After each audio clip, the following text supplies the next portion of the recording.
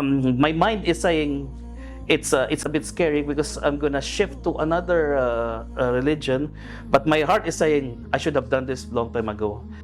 من الظلمات إلى النور مع اكتشف الإسلام. بسم الله الرحمن الرحيم الحمد لله رب العالمين الرحمن الرحيم مالك يوم الدين. أشهد أن لا إله إلا الله أشهد أن محمدا رسول الله. بسم الله الرحمن الرحيم الحمد لله رب العالمين والصلاة والسلام على رسول الله وعلى آله وصحبه أجمعين. Assalamu alaikum wa rahmatullahi wa barakatuh. Welcome back, dear viewers, with another episode. Today we have Brother Keith Manila with us, who is now known as Ibrahim. Welcome, Brother Ibrahim. How are you doing today? Alhamdulillah, I'm fine. First of all, thank you so much for taking time for us. Our viewers are really interested in knowing your story about converting to Islam. But before we get to the point, inshallah, could you please tell me a bit about yourself? Okay, I came from Philippines. I was raised and born in Philippines, and I was from a Catholic family. Okay. A strict Catholic family. I was even in a church choir before. Oh, mashallah. Okay. So, Brother Ibrahim, growing up in Philippines, what did you think about Muslims or Islam in general? First of all, in my area in Philippines, there's no much exposure to Islam, so we rarely see Muslim communities there. But 1 to 2 years before I went to go abroad here in Bahrain, 2004, I remember hearing azan in the afternoon. So it's like out of very quiet neighborhoods, like there's a prayer, call to prayer from another area. It's like I just kept quiet, and then suddenly I started enjoy listening to the call to prayer. I was like, what's that sound? I said, and then my friend said it's from the mosque nearby. Okay. Oh, so that's the time, first time I heard azan in my area, Okay. in my life actually. So now that you come to Bahrain, you must have seen that or experienced a little bit of cultural difference. So how did that go when you landed in Bahrain? You came out, you saw all these people wearing, white clothes and women wearing black abayas. What was your experience?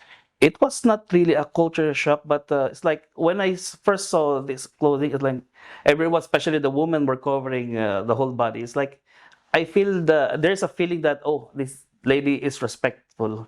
I have to respect her, not like looking at other women with a bit more skin to expose. Like it's different. It has a different feeling. Like, oh, now I understand why in Islam, in the Muslim communities, the women are wearing this kind of clothing.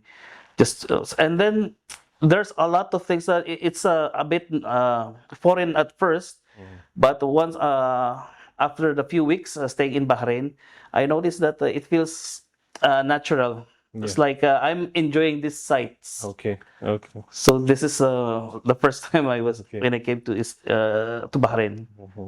Brother Ibrahim, who introduced Islam to you? The person who introduced Islam to me is actually my wife. Before I was working in Indonesia, so as a band as well. So I met this lady. So she was introduced to me by some friends. So she was a strict Muslim apparently. So she started talking about Islam to me. So at first I don't really into it. So maybe I don't really get the feel of it. But after she brought me to introduce me to her family, and the whole family is a very strict Muslim.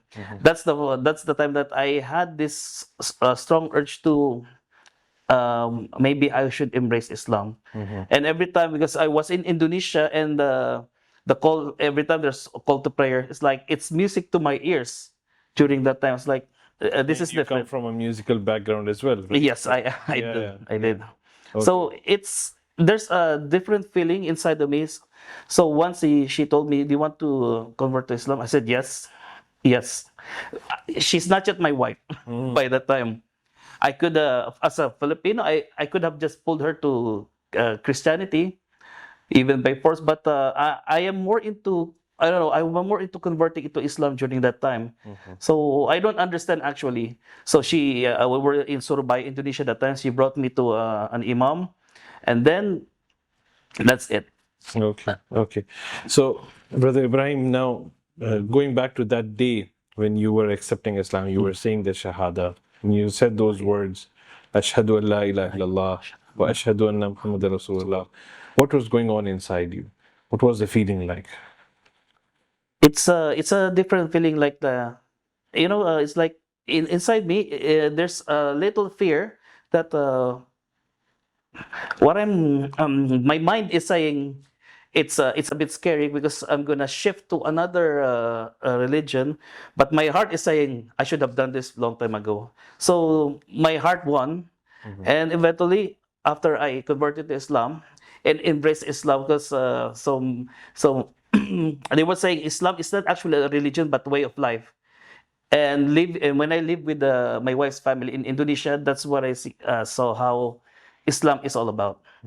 And it's fixing a lot of things that I grew up, the wrong things that I've learned in my country, in my cultures. Like there are so many things that are actually not right. I mean, Islam was a way to fix that. It's like a direction, a proper way of life to have a better life. So, after you accepted Islam, Brother Ibrahim, what was the most difficult part for you to adapt? Learning Al-Quran. Okay. Because the writings is different, but I got a very good teacher that time. So the more I learn about the huruf, the more I feel like, hey, I'm almost reading whole sentences until Alhamdulillah. I'm still struggling to read that fast, but I'm able to read. Alhamdulillah. Alhamdulillah. Let's talk a bit about Fajr prayer.